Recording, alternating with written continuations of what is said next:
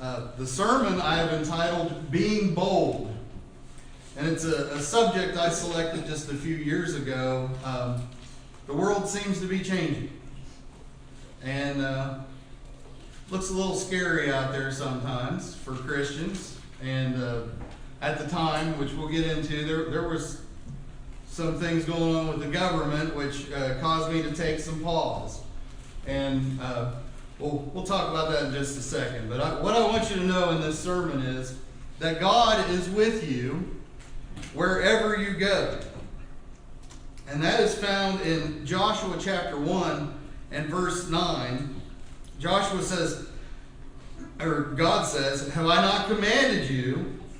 Be strong and courageous. Do not be terrified nor dismayed, for the Lord your God is with you wherever you go." At the time that I wrote this sermon, I'd already preached one on being confident in our salvation. And one of the points of that sermon was just knowing that Jesus died for your sins. Also, it was important to know that God doesn't lie. Right? He made certain promises to us, and He will fulfill those promises. So for us to have confidence, we know Jesus suffered and died for us, and God does not lie. Your faith is the only thing that can take that promise away from you.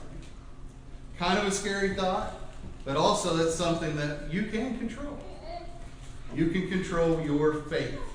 And that's really what the being bold part of this sermon is about. Knowing these things, we can approach Judgment Day with confidence. Jesus died for me. God doesn't lie. My faith is intact.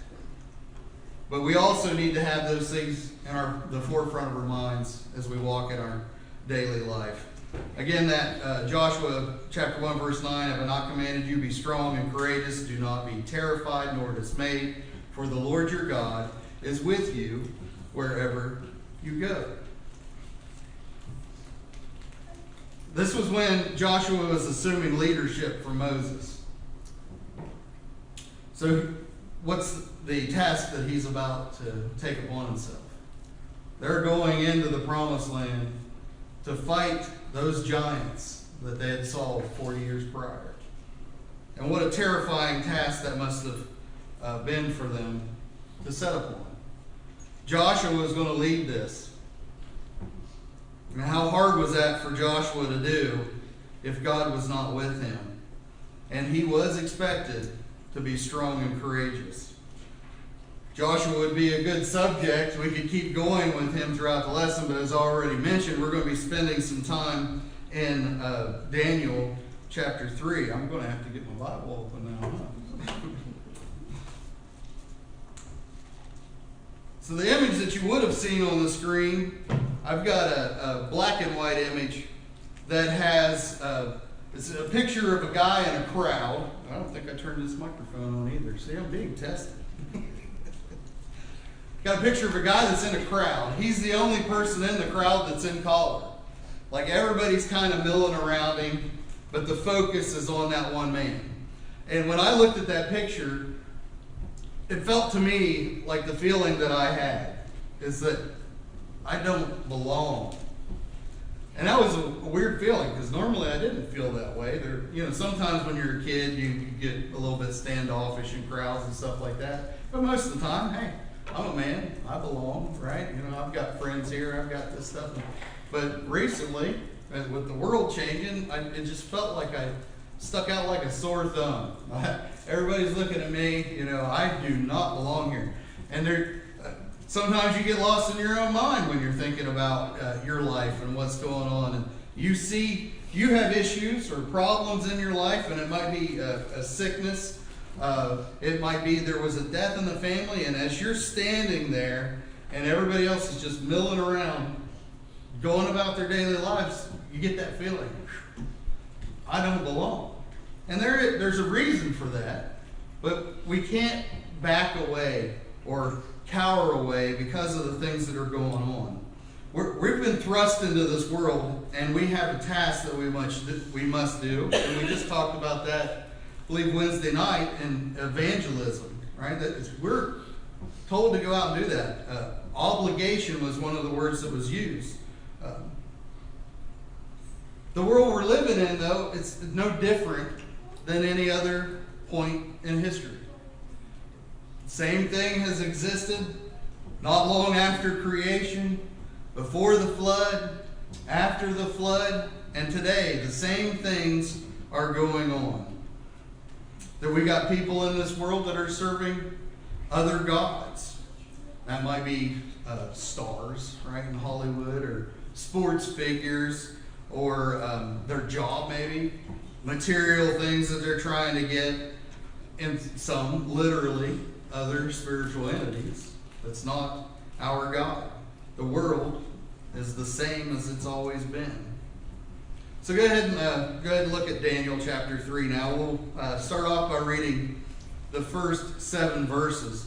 I had a note in here to make comments as I read, but I don't want this sermon to go on forever, so I will try to reserve some of those comments as we go. Daniel chapter 3, the first 7 verses. Nebuchadnezzar the king made an image of gold, the height of which was 60 cubits, and its width 6 cubits. He set it up on the plain of Dura in the province of Babylon. Then Nebuchadnezzar the king sent word to assemble the satraps, the prefects, and the governors, the counselors, the treasurers, the judges, the magistrates, and all the rulers of the provinces to come to the dedication of the image that Nebuchadnezzar the king had set up. Then the satraps, the prefects, and the governors, the counselors, the treasurers, the judges, the magistrates, and all the rulers of the provinces were assembled for the dedication of the image that Nebuchadnezzar the king had set up. And they stood before the image that Nebuchadnezzar had set up.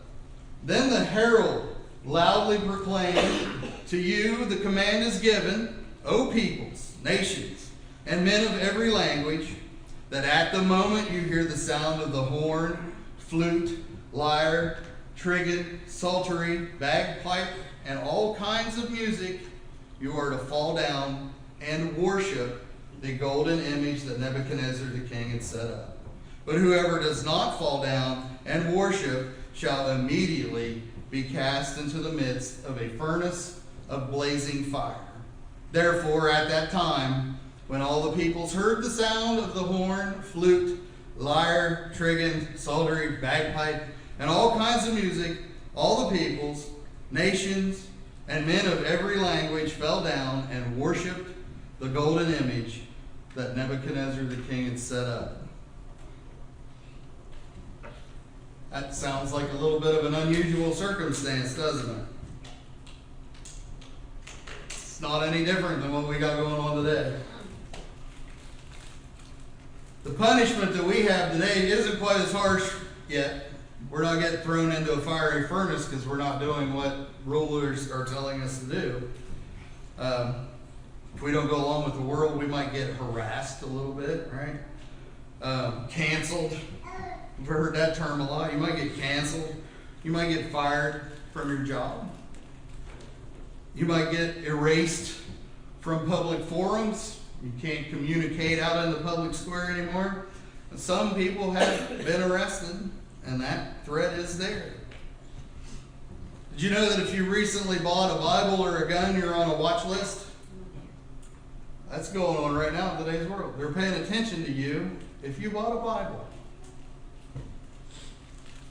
They tried to enact some laws a couple of years back. I think it was 2 years back. It might have been last year.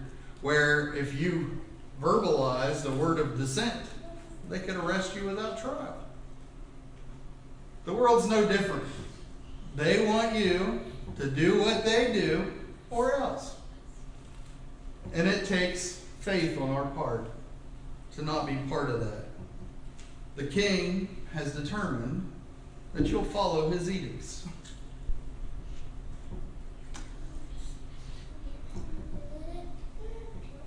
If you think about Ecclesiastes chapter 1, it starts off in there, the sun, it rises and it sets, and the waters flow in the rivers and to the seas, but the seas never fill up, right? It's an endless cycle. It's on and on and on.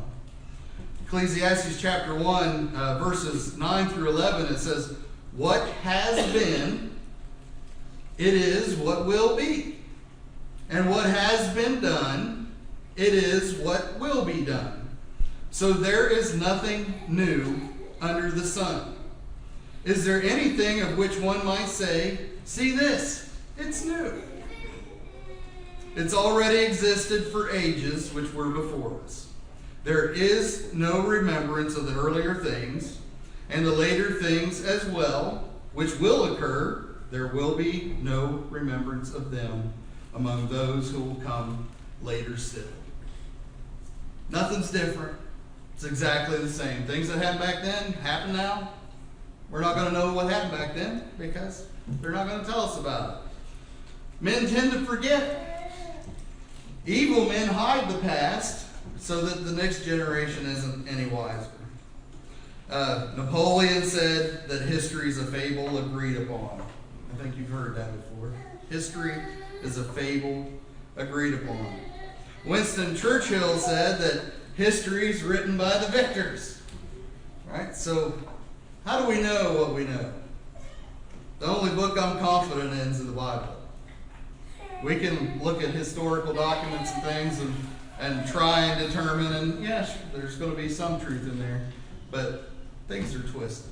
The world is no different today than it has been. Those same people that were doing evil deeds in days past are still doing those things today. They just might hide it a little bit better. They're still trying to force us to go along with the world. Those who hate God will do anything to draw you away from Him. If they can't get you willingly, they will force the choice, just like they did for Shadrach, Meshach, and Abednego. So look, our response should be to the world, to these evil people. It's found in Deuteronomy chapter 31 and verse 6. It says, be strong and courageous. Do not be afraid or in dread of them, for the Lord your God is the one who is going with you. He will not desert you or abandon you. It's just like Moses told the Israelites before his death. Be courageous. So picking up in verse 8, we see here where Shadrach, Meshach, and Abednego come into the story here. We'll read verses 8 through 18. It says, for this reason, at that time, certain Chaldeans came forward and brought charges against the Jews. They responded and said to Nebuchadnezzar the king, O king, live forever. You, O king, have made a decree that every man who hears the sound of the horn, flute, lyre, trigon, psaltery, and bagpipe, and all kinds of music, is to fall down and worship the golden image. But whoever does not fall down and worship shall be cast in the midst of a furnace of blazing fire. There are certain Jews whom you have appointed over the administration of the province of Babylon, namely Shadrach, Meshach, and Abednego. These men, O king, have disregarded you. They do not serve your gods or worship the golden image which you have set up. Then Nebuchadnezzar, in rage and anger, gave orders to bring Shadrach, Meshach, and Abednego. Then these men were brought before the king. Nebuchadnezzar responded and said to them, is it true, Shadrach, Meshach, and Abednego, that you do not serve my gods or worship the golden image that I have set up? Now if you are ready, at the moment you hear the sound of the horn, flute, lyre, trigon, psaltery, and bagpipe, and all kinds of music, to fall down and worship the image that I have made. Very well. But if you do not worship, you will immediately be cast in the midst of a furnace of blazing fire, and what God is there who can deliver you out of my hands? Shadrach, Meshach, and Abednego replied to the king, O Nebuchadnezzar, we do not need to give you an answer concerning this matter. If it be so, our God, capital G, whom we serve, is able to deliver us from the furnace of blazing fire, and he will deliver us out of your hand, O king. But even if he does not, let it be known to you, O king, that we are not going to serve your gods or worship the golden image that you have set up. Got some snitches in that story, didn't we? People around him saw that they weren't following the rules. The king made an edict. You got to do it. Not going to do it. You got some tattletales that come up and tell on you. It sounds familiar. Even as a child, you always had snitches. It's going to happen, folks. As we refuse to do those things the world wants us to do, there's going to be people who stand up against us and make sure that we get the punishment. Maybe they get rewarded for what they tell. I don't know if that's what was expected here, but they sure didn't like that the Jews were not following the king's orders. And especially these three. They felt necessary to call out Shadrach, Meshach, and Abednego. Think of the courage that those men had. Right in the king's face, telling we don't even have to answer that question. That's pretty strong faith, if you ask me. We are not in need of an answer to give you concerning this matter, there in verse 16. Nebuchadnezzar had control over their lives. Live or die. That was up to him. And he told them that, you're going to be thrown into the fire. It's also interesting, he gave them another shot. I guess they thought, that the king thought, hey, if it's right in front of me, there's no way they'll defy that order. In the face of kings, the men of God refuse to follow evil. These men would not deny our God. Not just theirs, that's our God. Psalm chapter 18, verses 1 through 3 says, I love you, Lord, my strength. The Lord is my rock and my fortress and my Savior, my God, my rock in whom I take refuge, my shield and the horn of my salvation, my stronghold. I call upon the Lord who is worthy to be praised, and I am saved from my enemies. Found that interesting that David used an active statement when he said, I am saved from my enemies. Our God is always active, always present, future and past. He is an awesome God. We are saved from our enemies. There's another point there about Shadrach, Meshach, and Abednego. We're not going to do it. And why are we not going to do it? Because God will deliver us from the fire. But if he doesn't, did you catch that part too? He may let you go into the fire and let you be consumed. But it makes no difference. Our reward's waiting for us, right? It depends on if God has something he needs to show the sinners, whether or not we're delivered. But it doesn't matter. We are saved.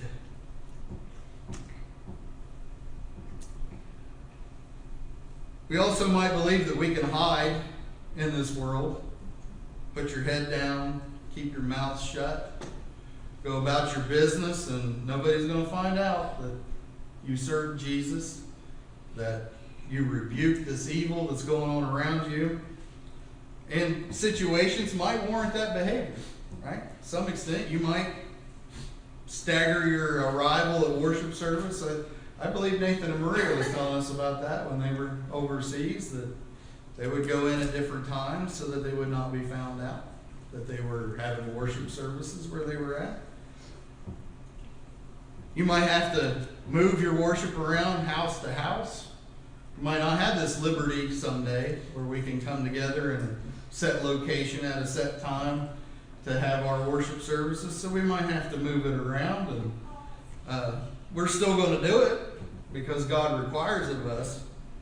But when you're faced with that ultimatum, when they come and they find you and they're knocking at the door, you bought a Bible. We got to be prepared to stand for God. Do I think that's going to happen to us? I don't. I'm not trying to scare you, but you feel it, don't you? What's going on in the world today? It's weird out there. It's weird. So there's something going on, and it's definitely a spiritual thing that's going on. We can't scheme ourselves around it forever.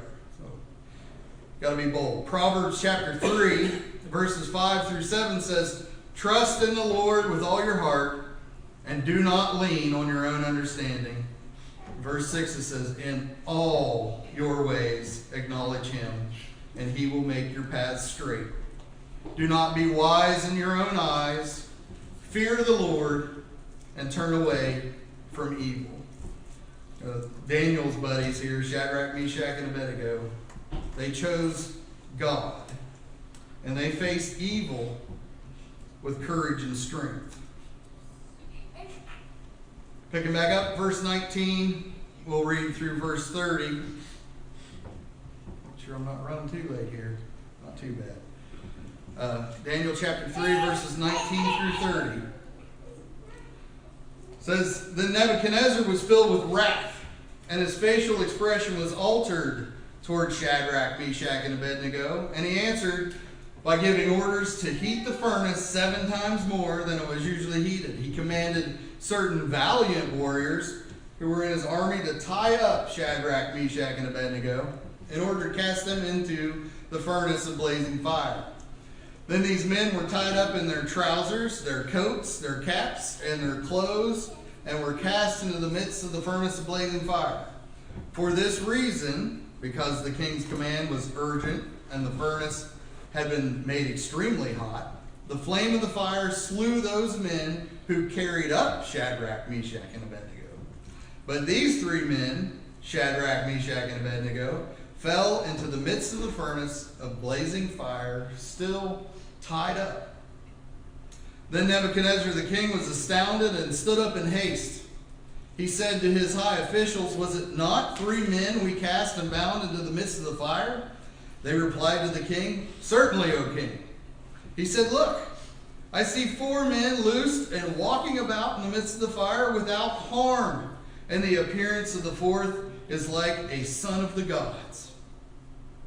Then Nebuchadnezzar came near to the door of the furnace of blazing fire. He responded and said, 'Shadrach, Meshach, and Abednego, come out, you servants of the Most High God, and come here.' Then Shadrach, Meshach, and Abednego came out of the midst of the fire.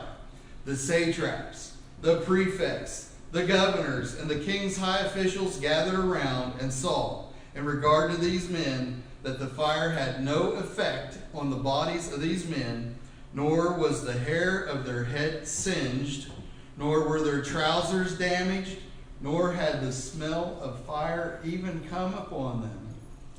Nebuchadnezzar responded and said, 'Blessed be the God,' capital G, 'of Shadrach, Meshach, and Abednego, who has sent his angel and delivered his servants who put their trust in him, violating the king's command, and yielded up their bodies so as not to serve or worship any god except their own God. Therefore I make a decree that any people, nation, or tongue that speaks anything offensive against the God of Shadrach, Meshach, and Abednego shall be torn limb from limb, and their houses reduced to a rubbish heap, inasmuch as there is no other God who is able to deliver in this way.' Then the king caused Shadrach, Meshach, and Abednego to prosper in the province of Babylon." That's one of the most powerful accounts in the Bible to me. I mean, you learn that as a kid, and this story sticks with you. It's like Daniel in the lion's den. These 3 guys get thrown into a fire and come out unharmed.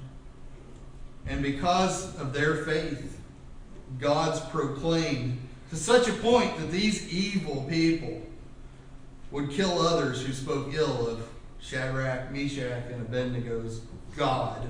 And again, I'll stress capital G. Such a powerful account. Psalm 23, verse 4 at the beginning there, "Even though I walk through the valley of the shadow of death, I fear no evil, for you are with me." We've got nothing to fear. You remember I said our God. It's the same God. The same God Shadrach, Meshach, and Abednego served. That's our God. He's able to save in this way. No other God. kind of get philosophical here. You might be thinking God would not save us this way. And I'm going to ask you, why not? Why wouldn't he save you that way? God, you might then turn around and say, well, Acts chapter 10 says, God's not a respecter of persons. Or he doesn't show partiality. Him saving me would show some kind of favoritism. That's not what Acts 10 was about. The implication of that verse is that anyone who wants to have a relationship with God, in this case it was Gentiles, right? Not just Jews. You could have that relationship. You remember that the God of the Jews did these things. That's the God that we're serving. You can have that relationship. You might also tell me, hey, 1 Corinthians chapter 13 says, all's been revealed in the time of miraculous gifts has passed. Well, that's true, right? We don't perform miracles. But can God not do it?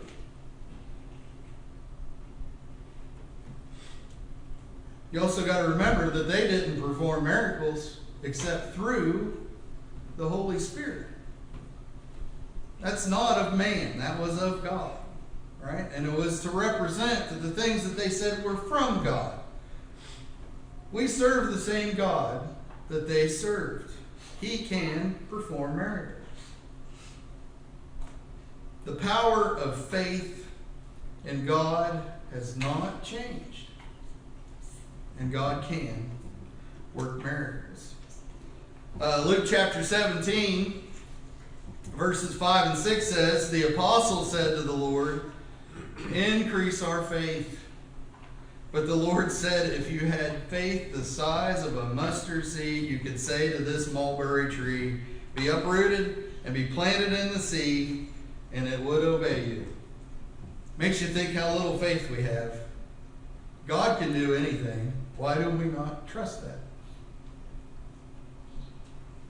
Got to grow our faith in order to stand in this wicked generation. Matthew chapter 17, verse 20, towards the end of that says, for truly I say to you, if you have faith the size of a mustard seed, you'll say to this mountain, move from here to there, and it will move, and nothing will be impossible for you. This is Jesus talking. Why would he tell them that if it wasn't true? Faith in God is powerful, right? God's powerful. He can do these things. And then again in Matthew chapter 21, verses 18 through 22, it says, now in the early morning, when he was returning to the city, he became hungry. And seeing a lone fig tree by the road, he came to it and found nothing on it except leaves alone. And he said to it, no longer shall there ever be any fruit from you. And at once the fig tree withered. Seeing this, the disciples were amazed and asked, how did the fig tree wither all at once? And Jesus answered and said to them, truly I say to you, if you have faith and do not doubt, you will not only do what was done to the fig tree, but even if you say to this mountain, be taken up and cast into the sea, it will happen. And whatever you ask in prayer, believing, you will receive it all. Went from a tree to the sea, moving mountains, and then mountain to the sea, all based on faith in God, right? It can be done with God. And then there in verse 22 of Matthew chapter 21, and whatever you ask in prayer, believing, you will receive it all. It's the power of faith. James chapter 5, verses 13 through 18. If anyone among you is suffering, then he must pray. Is anyone cheerful? He's to sing praises. If anyone among you is sick, then he must call for the elders of the church, and they are to pray over him, anointing him with oil in the name of the Lord. And the prayer of faith will restore the one who is sick, and the Lord will raise him up. And if he has committed sins, they will be forgiven him.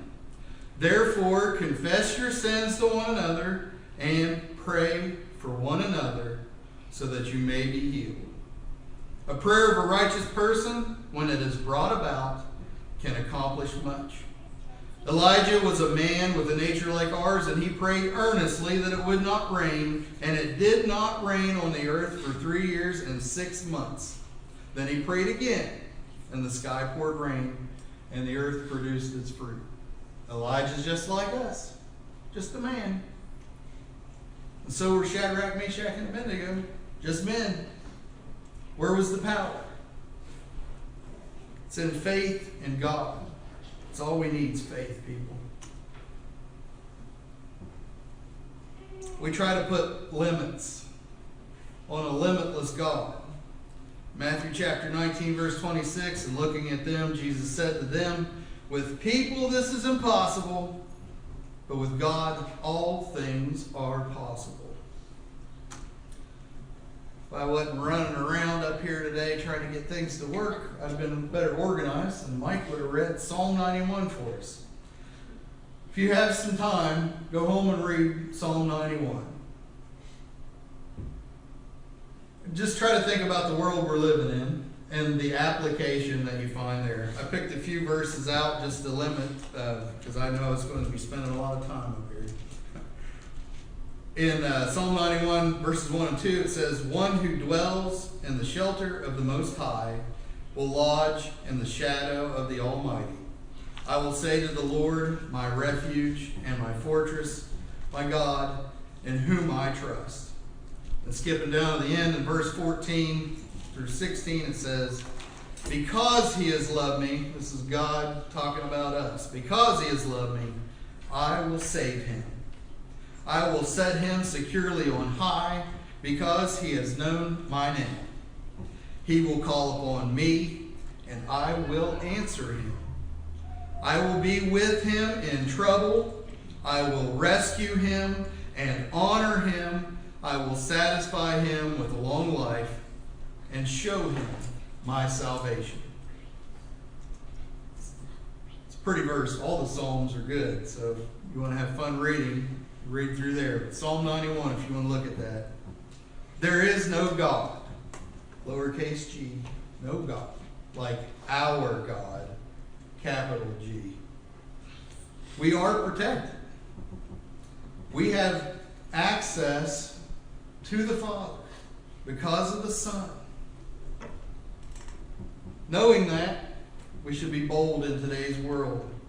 And we've got to face what's going on today with courage and strength, just like was told to Joshua.